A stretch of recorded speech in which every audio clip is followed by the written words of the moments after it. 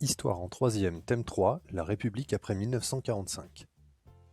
Première partie, 1944-1946, reconstruire la République et la France. À la libération du territoire, c'est le Conseil national de la résistance qui forme un gouvernement. Ce gouvernement provisoire de la République française est dirigé par le général de Gaulle.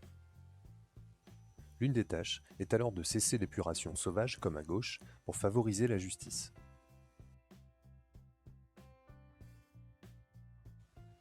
En 1945, de nombreuses villes sont des champs de ruines. Il faut tout reconstruire. D'où le slogan « Retroussons nos manches ». Et les partis de gauche, notamment les communistes qui dominent au gouvernement en 1945, veulent poursuivre l'œuvre du Front populaire. Ils créent la sécurité sociale.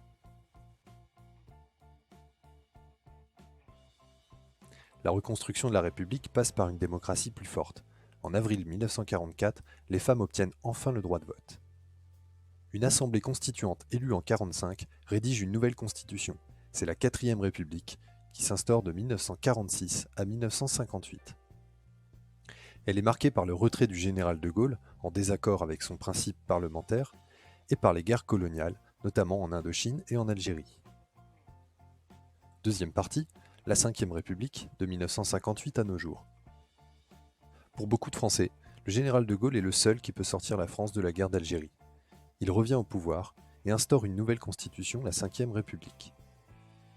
Conformément à ses idées, la 5e République est un régime présidentiel, taillé pour le général de Gaulle. De Gaulle souhaite un lien fort entre le président et les Français. À partir de 1962, le président est élu au suffrage universel direct, majoritaire à 2 tours. Les partis de droite dominent ces institutions jusqu'en 1981, année où François Mitterrand, socialiste, est élu à la présidence. 8 présidents ont été élus dans la 5e République pour des septennats, 7 ans, puis depuis 2002 pour des quinquennats, 5 ans.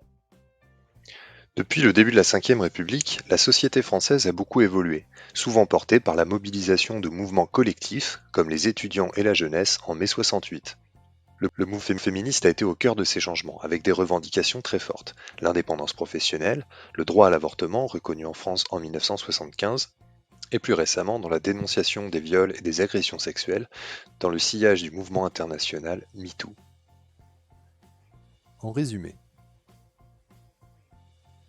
en 1945, les mouvements résistants unis prennent en charge la refondation de la République. C'est une république sociale qui est refondée, avec notamment la grande influence du Parti communiste français. Les guerres coloniales, et notamment celle d'Algérie, amènent à un changement de constitution et au retour du général de Gaulle en 1958.